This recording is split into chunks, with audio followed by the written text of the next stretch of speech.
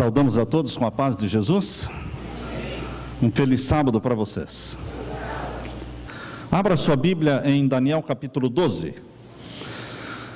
Daniel capítulo 12 é um contexto escatológico. Daniel capítulo 12 é uma profecia para o tempo do fim. Embora muitos joguem textos do capítulo 12 de Daniel para a Idade Média, vocês podem ver aqui no capítulo 12, fala sobre os 1290 dias, fala também sobre os 1335 dias, são os dois últimos versos aí do capítulo 12, não é? No verso 11 fala dos 1290 dias, que começam com o estabelecimento da abominação desoladora. Os 1290 dias iniciam palavras de Deus, capítulo 12, verso 11. Desde o tempo em que o contínuo sacrifício for tirado e posta a abominação desoladora, então você conta 1290 dias, desde o momento em que é anulado Deus da terra, anulada a intercessão de Jesus Cristo na terra, quando a lei de Deus for abolida na face da terra, quando o decreto dominical for estabelecido em toda a terra, Deus estará eliminado da terra, porque eliminando e anulando a lei de Deus, anula-se Deus, porque a lei de Deus é uma expressão do caráter de Deus. Portanto, queridos, a intercessão contínua de Jesus no santuário do céu, lá no céu, Cristo intercede por você, continuamente. Este é o sacrifício contínuo do santuário celestial do Novo Testamento. Mas quando a lei de Deus, que está no santíssimo do santuário celestial, quando ela for abolida na face da terra, por ordem romana, pela imposição do decreto dominical, estará então estabelecida a abominação desoladora dos últimos dias. Então você começa a contar 1290 dias. Queridos, o contexto do capítulo 12 é o tempo do fim. É o tempo do fim. Não existe uma abominação mais desoladora, não existe algo mais abominável diante de Deus do que anular a lei de Deus. E Deus vai demonstrar o seu desagrado quando a lei de Deus for anulada. Deus vai demonstrar. Nós vamos estudar sobre isso ainda.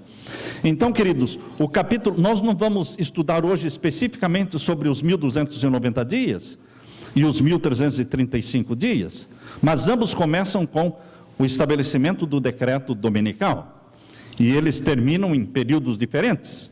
1290 dias para 1335 são quantos dias mais?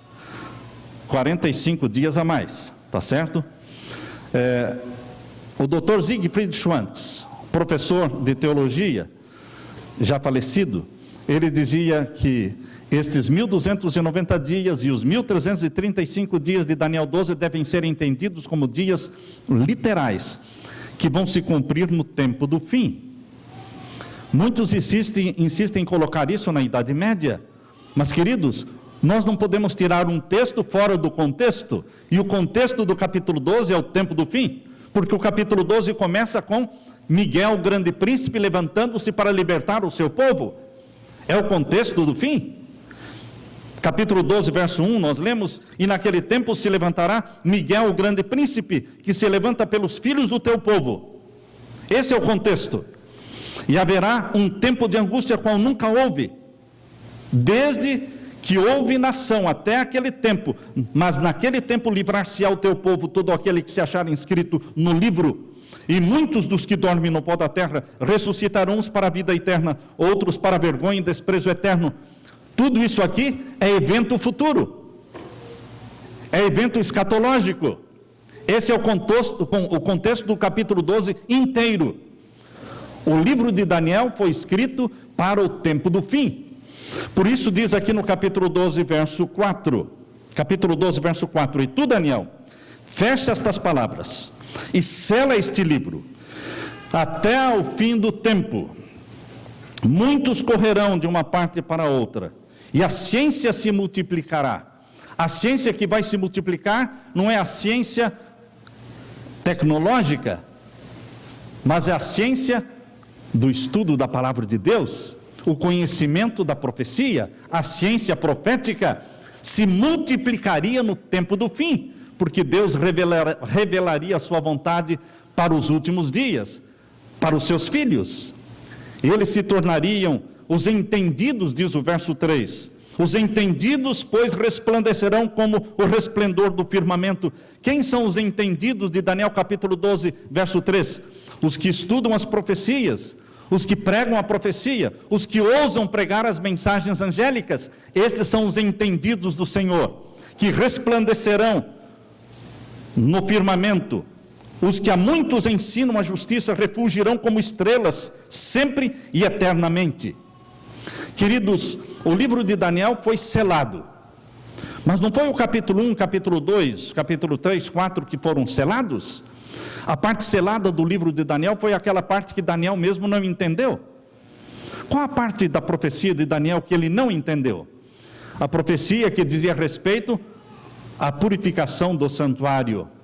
Lembram-se vocês que quando Deus deu para Daniel, na profecia de Daniel capítulo 8, verso 14, até 2.300 tardes e manhãs e o santuário será purificado. Daniel ficou sem entender. Ele disse: eu não entendi nada. Ele ficou doente. E o anjo disse: Daniel, você não vai entender, porque é uma profecia para o tempo do fim, para muitos dias, para dias muito distantes. Portanto, queridos, o assunto que diz respeito ao santuário do céu, ao juízo celestial, a purificação do santuário celestial, que é o juízo celestial, que começaria no final dos 2.300 anos.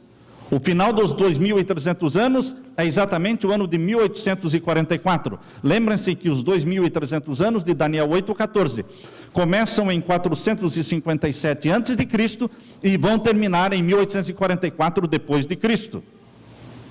A purificação do santuário é o assunto principal, é o centro da mensagem de Daniel, é o foco da mensagem de Daniel, o santuário celestial e o juízo celestial. Esta parte foi selada até o tempo do fim. Então você encontra na Bíblia um livro selado. Qual é o livro selado da Bíblia? A parte do livro de Daniel que fala sobre o santuário celestial para o tempo do fim. E agora você vai encontrar na Bíblia também um livro desselado. Abra sua Bíblia agora em Apocalipse capítulo 5. O livro selado de Daniel, ele é desselado no Apocalipse.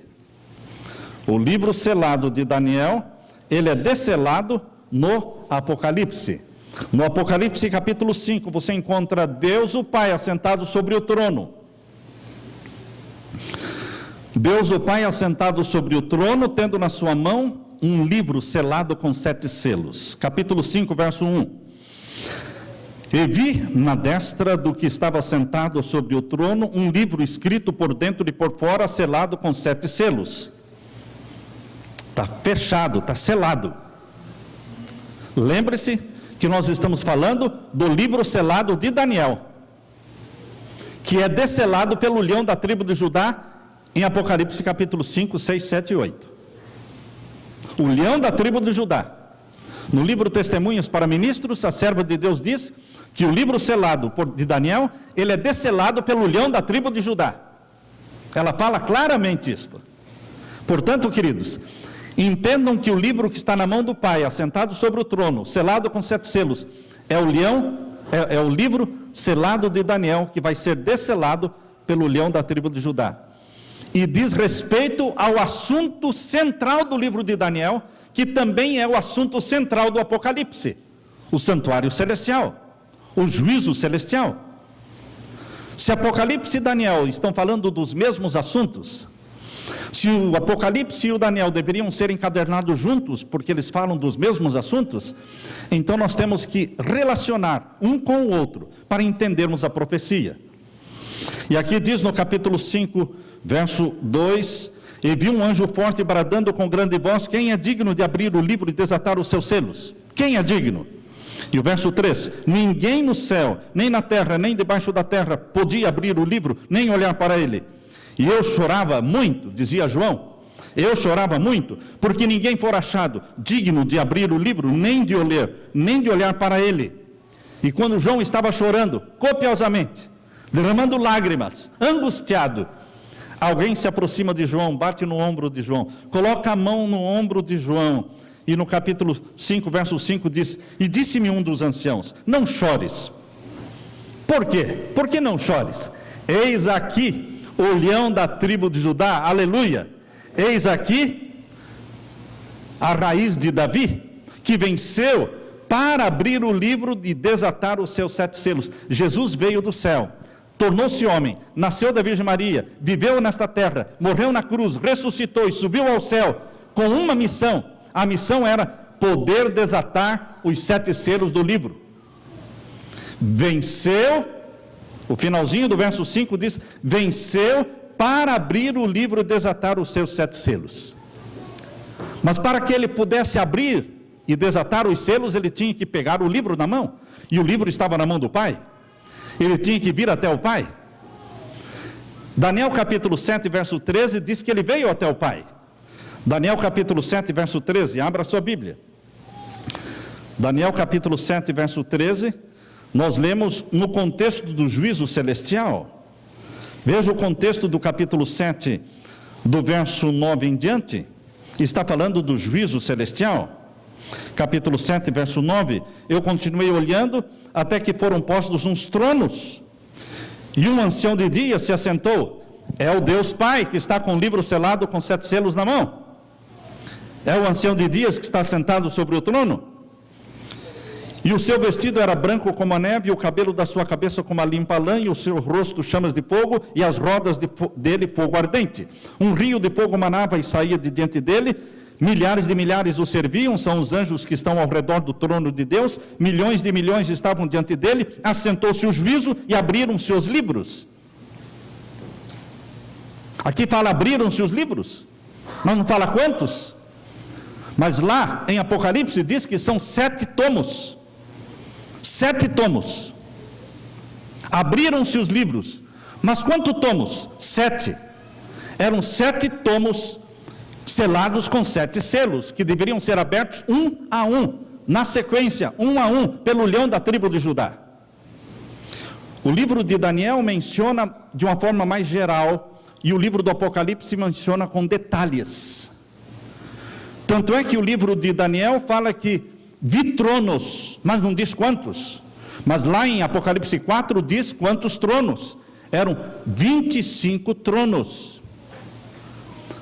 Apocalipse 4 diz que a sala do tribunal celestial, a sala do juízo, tinha um trono grande no meio, onde estava sentado Deus o Pai, e ao redor 24 outros tronos, onde tinham 24 anciãos assentados sobre eles. Então são 25 tronos, presentes na grande sala, na corte celestial, no tribunal celestial.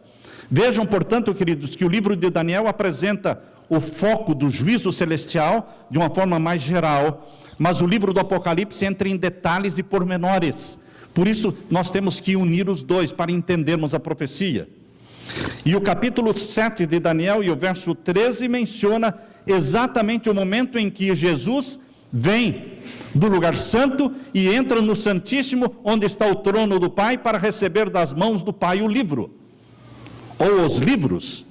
Diz aqui o capítulo 7, verso 13 de Daniel: eu estava olhando nas minhas visões da noite, e eis que vinha nas nuvens do céu, um como filho do homem. Guilherme Miller pensou que um como filho do homem vindo nas nuvens do céu, ele pensou, é a volta de Jesus, é a segunda vinda de Jesus. Aí foi um engano dele, porque não era a volta de Jesus para a terra, era a vinda de Jesus ao Santíssimo, aonde está o Pai, para receber dele o juízo. Queridos, aqui fala no capítulo 7, verso 13, que o Filho do Homem veio ao Pai, dirigiu-se ao ancião de dias, e o fizeram chegar a ele, e foi-lhe dado o domínio e a honra e o reino, ou seja, ele passou a oficiar o juízo. Agora abra a Bíblia em Apocalipse capítulo 5. Se os dois livros falam dos mesmos assuntos, então nós vamos encontrar também no Apocalipse o foco central como sendo o santuário celestial, Também vamos encontrar no Apocalipse o livro selado, o livro de Daniel que foi selado, vamos encontrar no Apocalipse, selado com 7 selos, mas que será desselado, será aberto. Vamos encontrar também o momento exato em que o filho vem até o pai para receber o livro. Capítulo 5 e o verso 7 de Apocalipse. Capítulo 5, verso 7 de Apocalipse, você tem que fazer um link entre este verso 7 do capítulo 5 com o capítulo 7, verso 13 de Daniel. O capítulo 5, verso 7 de Apocalipse está falando da mesma cena que o capítulo 7, o verso 13 falou. A vinda do filho ao pai para receber o livro. Lemos então no capítulo 5, verso 7. Leia comigo. E veio e tomou o livro. O leão da tribo de Judá veio até onde estava o pai. Onde estava o pai? No Santíssimo. O que é que ele tinha na mão? O livro selado com 7 selos. O que é o livro selado com 7 selos? O livro selado de Daniel. A parte que Daniel não entendeu, mas que seria desselado no tempo do fim. E ele veio e tomou o livro da destra daquele que estava sentado no trono. E quando ele pegou o livro, diz o verso 8, e havendo tomado o livro, os 4 seres viventes e os 24 anciãos prostraram-se diante do Cordeiro, tendo todos eles harpas e salvas de ouro, cheias de incenso, que são as orações dos santos. Está falando de juízo. Está falando do santuário celestial, onde os 24 anciãos ajudam Jesus Cristo no ministério. Agora, queridos, no capítulo 6, verso 1 em diante, o leão da tribo de Judá começa a desselar, a abrir o livro selado com 7 selos. Não vamos estudar isto agora, mas eu quero chamar a sua atenção agora para o capítulo 10. Veja o capítulo 10 de Apocalipse. Aqui você vai encontrar Jesus com o livro aberto. Aqui já não é mais o livro selado, aqui já não é um livro que está sendo desselado, mas no capítulo 10 você vai encontrar o livro aberto, já foi desselado. Apocalipse capítulo 10, verso 1 em diante. E vi outro anjo forte, que descia do céu, vestido de uma nuvem, e por cima da sua cabeça estava o arco celeste, e o seu rosto era como o sol, e os seus pés como colunas de fogo. Embora esteja falando aqui, eu vi um anjo forte, mas este aqui é Jesus. É Jesus, é o leão da tribo de Judá. E aqui diz que ele tem um pé sobre a terra e outro pé sobre o mar, mostrando a sua autoridade sobre céus e terra. A sua autoridade, quando Jesus disse, quando subiu ao céu, todo o poder me é dado, no céu e na terra. Ele tem o poder. É Ele quem julga, é Ele quem intercede e é Ele quem julga. Ele é tudo em todos. O verso 2 diz, capítulo 10 de Apocalipse, verso 2, e tinha na mão um livrinho como? Aberto. A Bíblia só fala de um livro selado e de um livro aberto.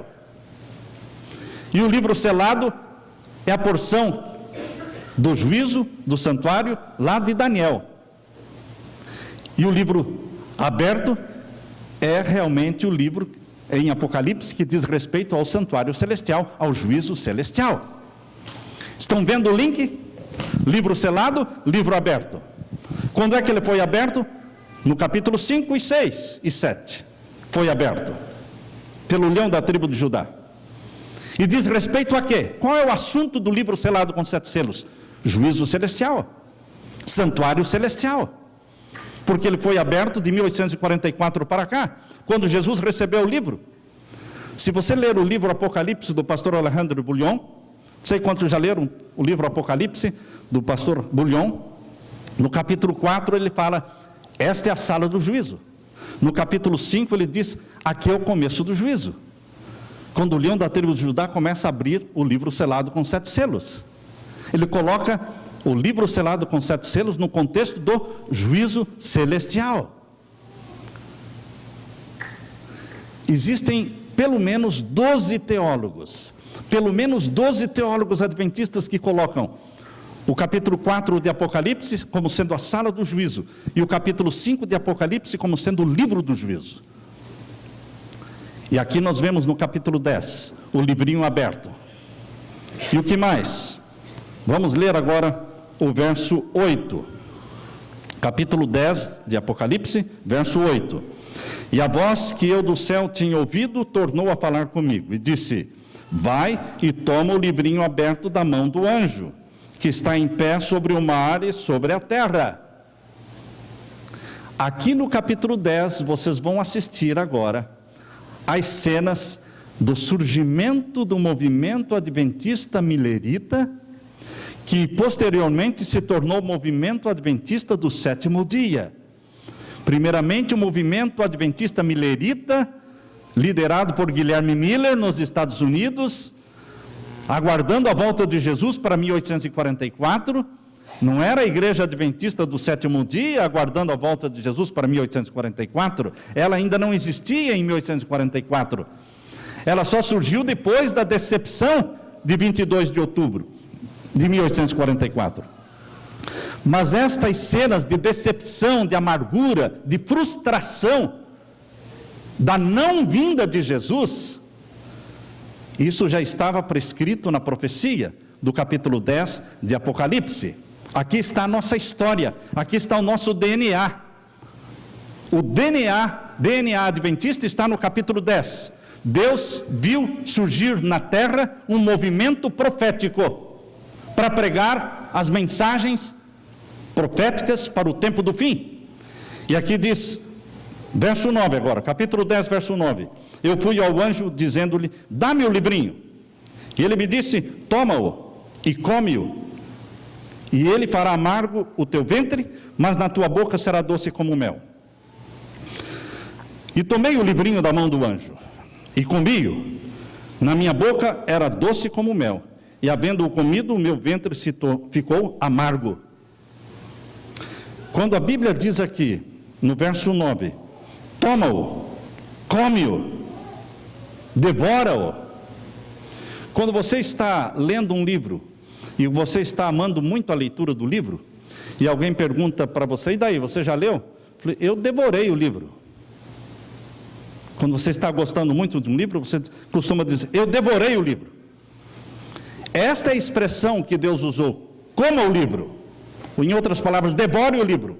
E exatamente, meus queridos, depois de 1830, Guilherme Miller começou o quê? A estudar os livros da profecia de Daniel. Porque em 1830, 1833, 1844, o livro de Daniel já estava sendo o quê? Aberto. O livro selado até o tempo do fim começou a ser aberto. Por que foi selado até o tempo do fim? O tempo do fim começou em 1798. O tempo do fim começou em 1798. Até 1798, mesmo que as pessoas desejassem estudar a Bíblia, não podiam estudar porque não existia a Bíblia à disposição. As Bíblias que existiam eram queimadas, tomadas. Pessoas que eram vistas com a Bíblia na mão eram presas, eram martirizadas. Povos inteiros foram mortos, como os valdenses, huguenotes, mortos porque tinham a Bíblia, faziam cópias da Bíblia. Mas com a prisão do Papa Pio VI em 1798, a Bíblia que estivera acorrentada foi libertada. E em 1804 surgiu a primeira sociedade bíblica. 1804, a Sociedade Bíblica da Inglaterra. Depois, 1816, outra sociedade bíblica americana. E o mundo foi então cheio de Bíblias.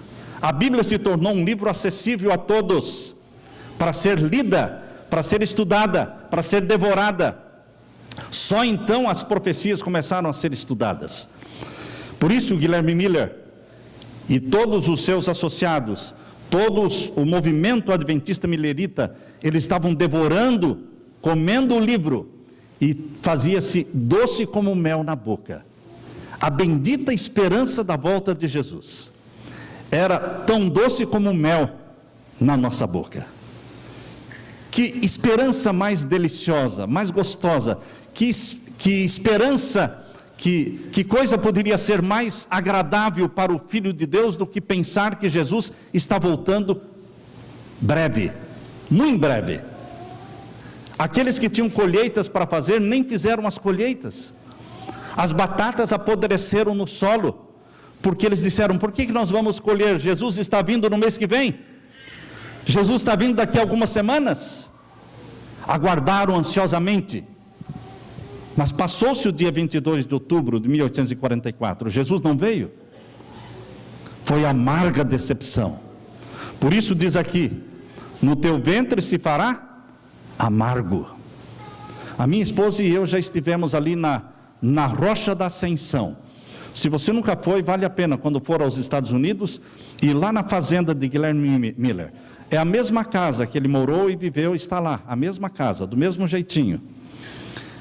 E do lado da sua casa, na sua fazenda, tem a Rocha da Ascensão, onde as pessoas ficaram ali, aguardando a volta de Jesus. Passou a noite toda, de 22 de outubro para o 23 de 1844, e Jesus não veio.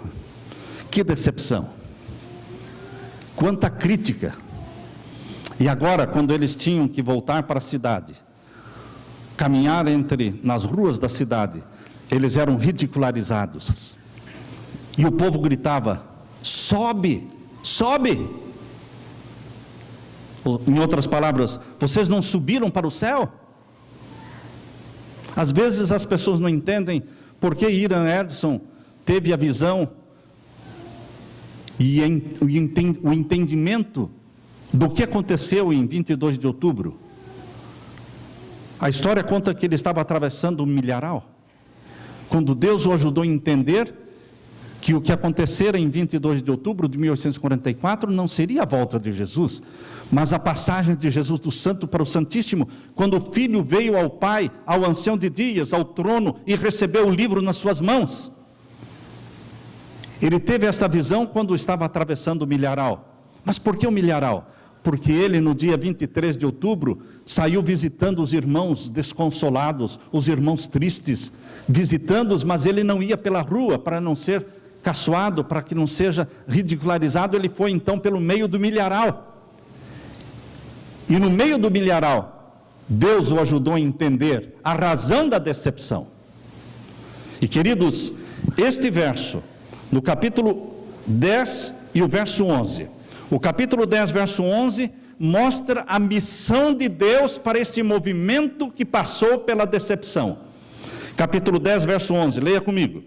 E ele me disse: importa que profetizes outra vez a muitos povos, e a nações, e línguas, e reis. Deus estava dizendo para o movimento adventista milerita, que agora começava a se formar agora em Igreja Adventista do Sétimo Dia. Deus estava dizendo que a decepção não era o fim de todas as coisas. A decepção foi um momento amargo pelo qual passaram, mas Deus tinha uma missão. Deveriam levantar a cabeça e proclamar um evangelho eterno. Eles tinham a missão de proclamar um assunto que ninguém mais pregaria na face da terra. Somente este movimento teria a missão de pregar as mensagens do santuário celestial, do juízo celestial, da missão de Cristo no santíssimo do santuário celestial. O que significava o desselar, selo após selo? O que significava o livro selado com 7 selos? Por isso diz aqui no capítulo 10, verso 11: e disse-me, importa que profetizes outra vez. Estão vendo a missão profética? Essa missão profética não é só de Ellen White. Essa missão profética é de cada crente. Cada crente que crê em Jesus Cristo como Salvador e que crê que Jesus Cristo hoje está no Santíssimo do Santuário Celestial, intercedendo e também julgando. Importa que profetizes outra vez. E seria um movimento mundial dizendo a muitos povos, e nações, e línguas, e reis. Realmente a Igreja Adventista se tornou um movimento profético e mundial, presente hoje em cerca de 207 países do mundo. Queridos, aquele movimento que nasceu de uma decepção, de uma amargura, se tornou um movimento profético mundial. Mas Deus não somente fez surgir um movimento profético mundial, Ele deu também o conteúdo da mensagem que deveria ser pregada por esse movimento. E o conteúdo da mensagem está no capítulo 11, Vejam, entendam que o capítulo 11 é continuação do capítulo 10. A Bíblia, quando foi escrita, não tinha capítulos. Os capítulos foram introduzidos para facilitar a leitura, mas às vezes os capítulos atrapalham. Por quê? Porque quando a pessoa inicia um capítulo novo, ele pensa que é outro assunto, e ele esquece que é o mesmo assunto. Portanto, o capítulo 11, verso 1, está falando qual seria a mensagem, qual seria o conteúdo da pregação desse movimento mencionado no capítulo 10, verso 11. Importa que profetizes outra vez a muitos povos, nações, línguas e reis. Importa que profetizes, importa que pregues, mas pregar o quê? O capítulo 11, verso 1 diz o que pregar. Leia comigo o capítulo 11, verso 1. E foi-me dado uma cana semelhante a uma vara. E chegou o anjo e disse: levanta-te e mede o quê? O templo de Deus, o santuário de Deus, e o altar, e os que nele adoram. Qual deveria ser o foco da mensagem do movimento adventista? O templo de Deus, o altar no templo de Deus, e os que nele adoram. E o verso 2: e deixe fora o átrio, que está fora do templo, não o meças, porque foi dado às nações, e pisarão a cidade santa por 42 meses. Deus está dizendo aqui, que a mensagem que deveria ser pregada, era a mensagem do santuário celestial. A obra sacerdotal e sumo sacerdotal de Jesus no santuário do céu. E deixasse o átrio fora. Interessante, queridos, que o santuário da terra tinha 3 compartimentos, que é o pátio, a parte externa, o lugar santo e o lugar santíssimo. Da mesma forma, o santuário celestial tem o pátio, lugar santo e santíssimo. Mas Deus está dizendo que deveriam pregar sobre o ministério de Cristo no templo celestial, junto ao altar do templo celestial, mas que deixassem de fora o pátio. Por que deixar de fora o pátio? Porque o pátio do santuário celestial não está no céu.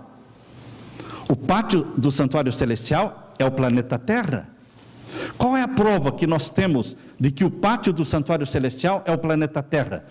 Porque no pátio do santuário terrestre, o que é que existia? O altar de sacrifício e a pia. O altar de sacrifício onde os cordeirinhos eram mortos, e a pia onde os sacerdotes se lavavam antes de entrar no lugar santo. Queridos, no santuário celestial, o pátio está no planeta Terra, porque o Cordeiro de Deus que tira o pecado do mundo foi morto não no céu, ele foi morto na terra. E o altar de sacrifício onde o Cordeiro de Deus chamado Jesus foi sacrificado, chama-se Monte do Calvário. O Monte do Calvário é o altar do sacrifício do santuário celestial. Foi ali que o sangue de Jesus foi derramado gota a gota. Foi ali que a cruz foi plantada e ali morto o Cordeiro de Deus. O que mais existia no pátio? A pia. Se o altar de sacrifício é o Monte do Calvário, a pia que está no pátio do santuário celestial é o tanque batismal, porque Jesus disse: aquele que crer e for batizado será salvo, aquele que não crer será condenado. Para você ser salvo, meu irmão, você não precisa guardar os mandamentos de Deus. Parece heresia, não é? Há pessoas que querem colocar a lei de Deus na porta da igreja. Ou seja, para a pessoa entrar na igreja, ele tem que entrar aceitando os 10 mandamentos. Deus não colocou os 10 mandamentos na porta do santuário. Deus colocou os 10 mandamentos no lugar santíssimo.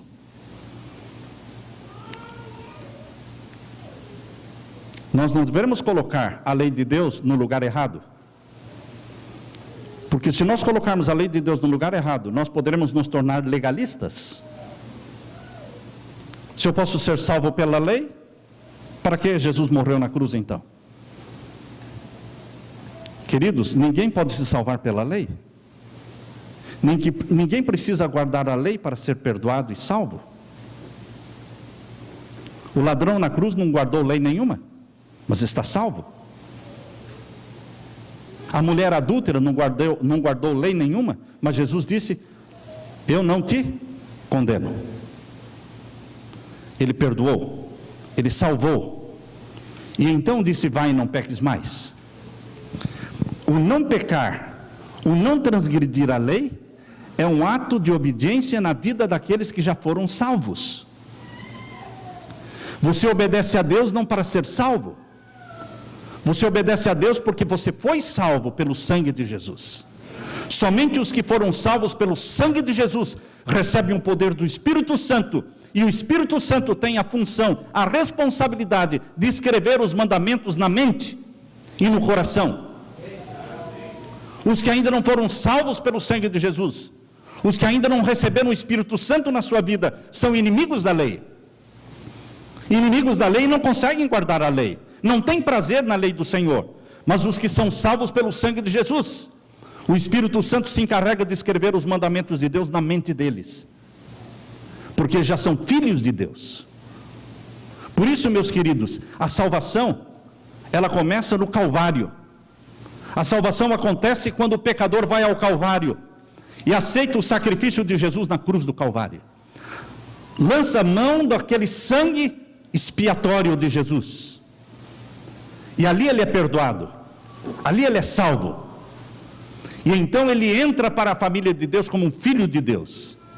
E então Deus, através do Espírito Santo, inscreve a lei na mente e no coração, como diz lá em Hebreus capítulo 8. Hebreus capítulo 8 diz que a lei de Deus é escrita no nosso coração, pelo Espírito Santo. Abra sua Bíblia, Hebreus capítulo 8. Vamos ler o capítulo 8 e o verso 10. Hebreus capítulo 8 e o verso 10. Hebreus capítulo 8, verso 10 diz: porque este é o concerto que depois daqueles dias farei com a casa de Israel, diz o Senhor. Porei as minhas leis no seu entendimento. Quem coloca a lei na nossa mente? O Espírito Santo. Deus coloca a lei na mente dos filhos que foram comprados pelo sangue de Jesus, ou Deus coloca a sua lei na mente dos ímpios? Para quem Deus fez a sua lei? Para que serve a lei que você, pai, tem dentro da sua casa? Para os filhos do vizinho ou para os filhos seus? Você não cria lei para os filhos do vizinho? Você cria regras e leis para os seus filhos? Deus não criou leis para os ímpios.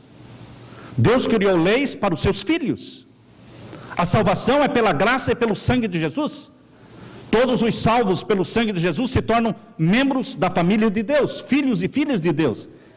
E então se lembram que o Pai Celestial tem uma lei para os seus filhos. E o Espírito Santo nos dá o espírito da obediência, a alegria de meditar na lei do Senhor nosso Deus. A lei é santa, justa e boa, porque Deus é santo e justo e bom. É assim que nós entendemos. É o Espírito Santo que grava a lei no nosso entendimento. Porei as minhas leis no seu entendimento, e em seu coração as escreverei. E eu lhes serei por Deus, e eles me serão por povo. Agora, queridos, voltando para Apocalipse, capítulo 11. Apocalipse, capítulo 11, fala que o pátio deveria ser deixado fora. O pátio do santuário celestial, portanto, é o planeta Terra, onde estão as nações. As nações. E onde está o altar de sacrifício? O Monte do Calvário. Agora preste atenção no finalzinho do verso 2, capítulo 11, verso 2, diz assim: porque foi dado às nações. O pátio foi dado às nações, aos gentios. Outra tradução diz: foi dado aos gentios, aos pagãos. Gentio é sinônimo de pagãos. O pátio foi dado para as nações, para os gentios pisarem. E pisarão a cidade santa. Onde está a cidade santa? No pátio. No pátio. A cidade santa é Jerusalém. E darão poder, Deus dará poder, permitirá que esta cidade seja pisada. Pisarão a cidade santa por 42 meses. Esses 42 meses aparecem duas vezes na Bíblia. Apocalipse 11, verso 2, e Apocalipse 13, verso 5. Aqui diz que durante esses 42 meses, os gentios, os pagãos, estarão pisando a cidade santa. A cidade santa se tornará possessão de Roma.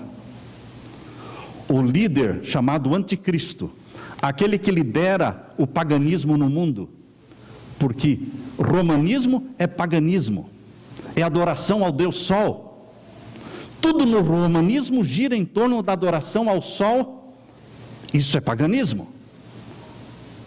O romanismo é a continuação da religião chamada mitraísmo. Quando caiu o Império Romano, cuja religião era mitraísmo, adoração ao Sol, o romanismo religioso que surgiu no Vaticano estabeleceu uma religião que é a continuidade do mitraísmo, adoração ao Sol. E queridos, quem vai pisar a cidade santa?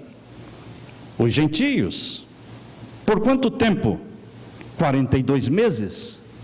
Aqui há uma menção de que esta cidade santa, a Jerusalém terrestre, será dominada e administrada pelo Anticristo. Abra sua Bíblia agora em Daniel 11:45. Quando você liga Apocalipse com Daniel, a profecia se torna clara. Veja a clareza com que a Bíblia explica em Apocalipse e agora em Daniel capítulo 11, verso 45. Daniel capítulo 11 e o verso 45. Vamos ler. Capítulo 11, verso 45. Falando do rei do norte. Capítulo 11 fala do rei do norte. Tiago White acreditava que o rei do norte era o papado. Lembre-se que Uriah Smith, que escreveu o livro de profecias também, acreditava que o rei do norte era a Turquia. Mas Tiago White dizia, é o rei do norte, é Roma. É assim que nós queremos, que o rei do norte é Roma. E aqui diz que o rei do norte vai fazer o quê? No capítulo 11, verso 45. Armará as tendas do seu palácio aonde? Onde é que o rei do norte, onde o rei de Roma vai armar as suas tendas? No tempo do fim, por 42 meses. Vai ser um reinado curto. Vai ser um reinado chamado Nova Ordem Mundial. Eles sonham como sendo um reinado milenar. Eles acreditam que esse terceiro milênio, que é o milênio em que estão comemorando agora, desde o ano 2000, eles estão celebrando o terceiro milênio. Eles acham que esse terceiro milênio será um milênio de paz mundial, em que a religião do mundo será única, liderada pelo rei de Roma, um cristianismo romano. Mas queridos, aqui diz que o rei do norte, o rei de Roma, armará as tendas do seu palácio aonde? Entre o mar grande entenda como sendo o mar Mediterrâneo, e o Monte Santo. O Monte Santo é onde estava o templo de Salomão, onde foi construído o templo de Zorobabel, e onde foi reformado e tornou-se o templo de Herodes, e que foi destruído no ano 70, e agora é onde está a mesquita de Omar, uma mesquita maometana construída em cima do templo, do site, do local onde era no tempo de Abraão, chamado Monte Moriá. Monte Moriá. Este é o Monte Santo. O rei do norte, diz aqui o verso 45, armará as tendas do seu palácio entre o mar grande, o mar Mediterrâneo, e o Monte Santo. Esta região toda entre o mar Mediterrâneo até Jerusalém, onde está o Monte Santo, toda esta região é chamada de Israel, tornando-se Israel uma região administrada por Roma. A questão de alguns meses atrás, quando John Kerry, secretário de Estado americano, esteve lá em Jerusalém em visita, ele sugeriu, e isto saiu no jornal, não sei quantos leram, ele sugeriu que Jerusalém fosse administrada não por Israel, nem pelos palestinos, porque a briga é entre palestinos e israelitas, e entendam que palestinos não são árabes, palestinos são edomitas, são descendentes de Esaú. A briga continua sendo entre Israel e Esaú. Israel, que é o Jacó, e os palestinos, que são os descendentes de Esaú. Queridos, a administração de Jerusalém não vai ficar com um e nem com outro. A sugestão de John Kerry foi que ela fosse administrada por Roma. Exatamente como a profecia está indicando. Lá em Apocalipse 11 diz que as nações pagãs pisarão a cidade santa por 42 meses. E aqui em Daniel 11:45 diz que o rei do norte, que é o rei de Roma, armará as tendas do seu palácio ali, em terra santa. Mas quando ele armar a sua tenda ali, quando ele estiver dominando o mundo naquilo que chamam de nova ordem mundial, que são aqueles 10 blocos econômicos, aquelas 10 supernações, aqueles 10 reinos de Apocalipse 17, verso 12, este tempo vai ser muito curto. Graças a Deus será curto, porque Jesus Cristo disse que os últimos acontecimentos seriam o tempo da última perseguição, da última angústia. O tempo seria abreviado. Seria abreviado, porque se Deus não abreviar o tempo da última angústia, nenhum dos salvos sobreviverá. Mas Jesus, por amor aos escolhidos, abreviará o tempo.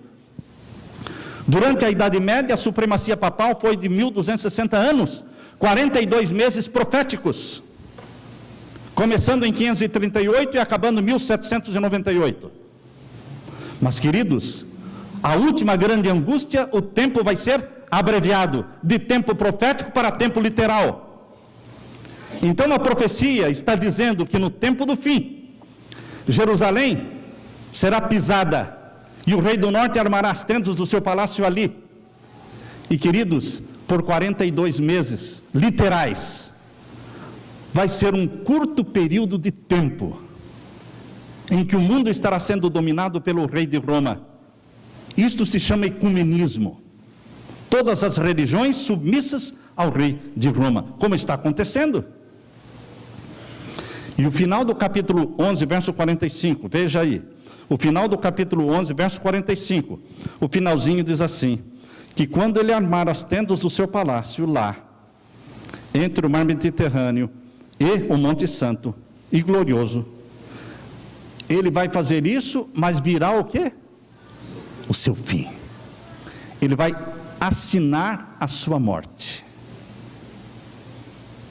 Assim, quando Alexandre o Grande dominou o mundo, sentou-se no trono em Babilônia e disse, Babilônia vai ser a capital do meu reino, ele assinou a sua morte, porque Deus disse, Babilônia nunca mais será habitada, e ali ele morreu.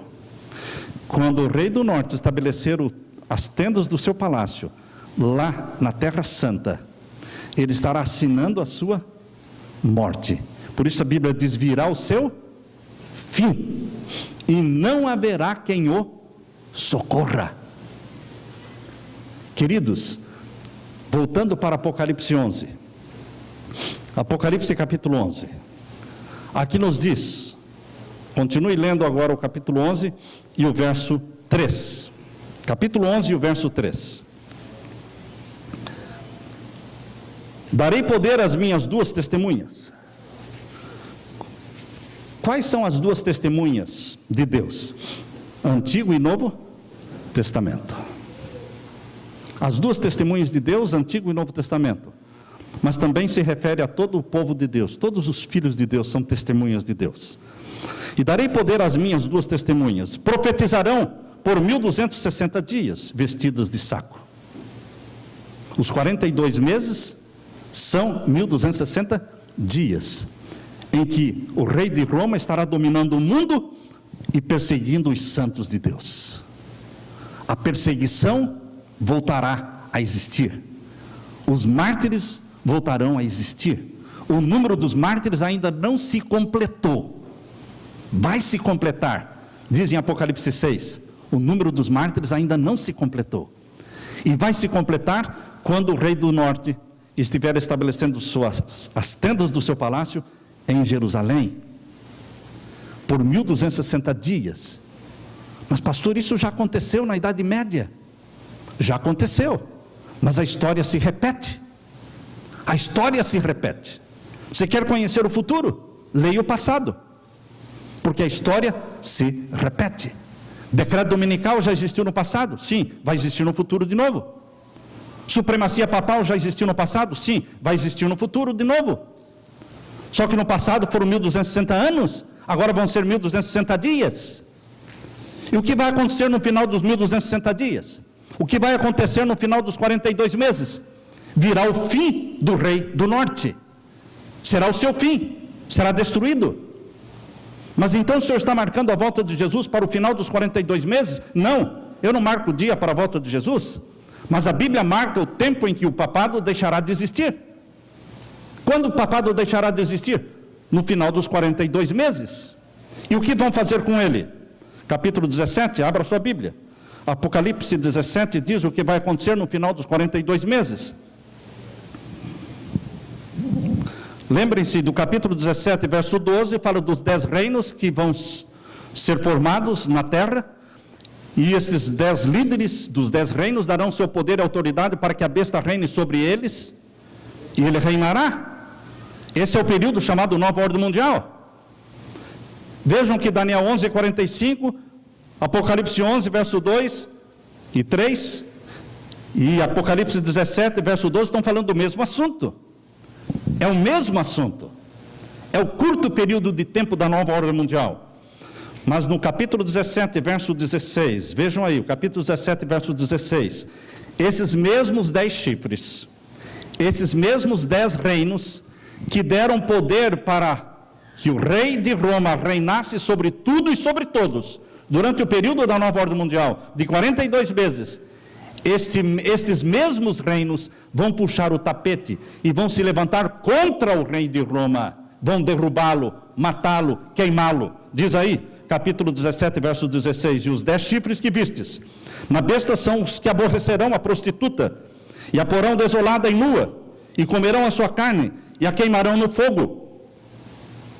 Verso 17, porque Deus tem posto em seus corações, que cumpram o seu intento.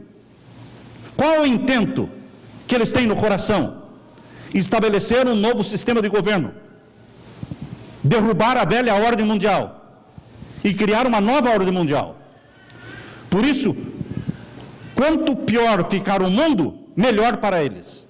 Eles querem que o mundo se torne um caos, através de guerras, de calamidades, de vírus, de epidemias, de fome, de desequilíbrio social, de desequilíbrio econômico, para que a multidão e a população mundial clame por uma nova ordem mundial. E eles já têm a nova ordem mundial pronta. Só que vai durar 42 meses. E então vai cair o rei de Roma. Para que o rei de Roma vai cair? Para dar lugar a Satanás. Satanás virá, personificando Cristo. Lembram-se que Jesus falou? Lembram que a serva de Deus fala no livro Grande Conflito, que Satanás vai personificar Cristo, vai andar na terra dizendo eu sou o Cristo, e será adorado por todos os que não têm o selo do Deus vivo?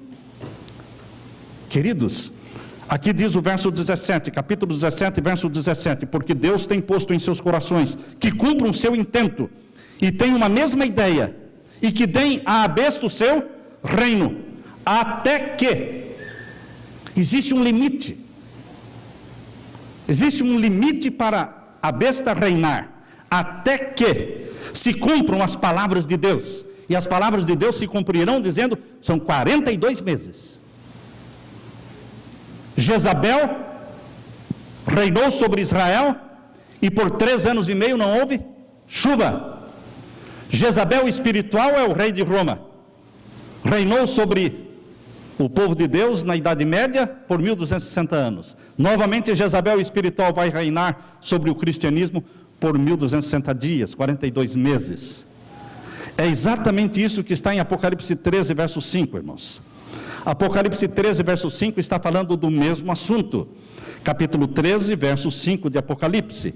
Aqui lemos: e foi-lhe dado uma boca para proferir grandes coisas e blasfêmias. Quem vai receber uma boca para proferir grandes coisas e blasfêmias? O rei do norte, o rei de Roma, a besta que subiu do mar. a prostituta do capítulo 17. Todos estão falando do mesmo poder. O poder do Vaticano vai receber esse poder para proferir blasfêmias, proclamando-se Deus na terra, exigindo a adoração de todos. Foi-lhe dado uma boca para proferir grandes coisas e blasfêmias. E deu-se-lhe poder para continuar fazendo isso por quanto tempo? Por quanto tempo foi-lhe dado o poder para fazer isso? 42 meses. Por quanto tempo a cidade santa será pisada? 42 meses. E então virá o seu fim, e não haverá quem o socorra. E mais, queridos, durante esses 42 meses, o que vai acontecer? Verso 5, capítulo 11, verso 5. O que vai acontecer? Capítulo 11, verso 5 diz: e se alguém lhes quiser falar, falando das duas testemunhas de Deus, eles vão abolir a palavra de Deus, a lei de Deus, mas as testemunhas de Deus são fortes. Aqui diz o capítulo 11, verso 5: e se alguém lhes quiser fazer mal, fogo sairá da sua boca e devorará os seus inimigos. E se alguém lhes quiser fazer mal, importa que assim seja morto. Estes têm poder para fechar o céu, para que não chova, nos dias da sua profecia. Qual é o tempo da profecia? 42 meses. Quanto tempo vai ficar sem chover? 42 meses. Estes têm poder para que fechem os céus, assim como Elias fechou os céus. Pela palavra que saiu da boca de Elias, os céus foram fechados e não choveu por 42 meses, no tempo de Jezabel. E agora novamente, Jesus está falando: eles vão tentar perseguir e matar os meus santos, os santos de Deus, os meus mártires.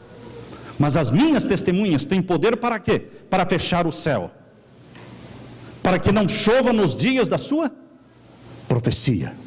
O mundo vai estar passando sede. Esperem só para ver quanta sede o mundo vai ter, quanta falta de água vai existir. Mas o seu pão e a sua água, meu irmão, serão certos. É aqui que faz sentido. Quando o mundo estiver morrendo de fome e morrendo de sede, você vai se regozijar, porque o seu pão e a sua água serão certos, porque os olhos de Deus estão sobre você, vigiando sobre você, cuidando de você. Bendito seja o Deus Todo-Poderoso, que cuida dos seus filhos, dos santos do Altíssimo. Você é o santo do Altíssimo. Você, meu irmão, tem que ser santo. Nada menos do que ser santo aos olhos de Deus. Mas esta santidade não vem de dentro, esta santidade vem de fora, vem de Jesus. Jesus dá da santidade dele para você, mas você tem que clamar, tem que pedir. Escreva, Senhor Deus, na minha testa santidade ao Senhor, porque não quero mais nada nesta terra, eu só quero ser santo ao Senhor. Que a bênção de Deus e o Espírito Santo esteja sobre você, meu irmão, e que você seja santo ao Senhor, hoje e eternamente. Amém, irmãos? Amém, Senhor. Louvado seja o Senhor.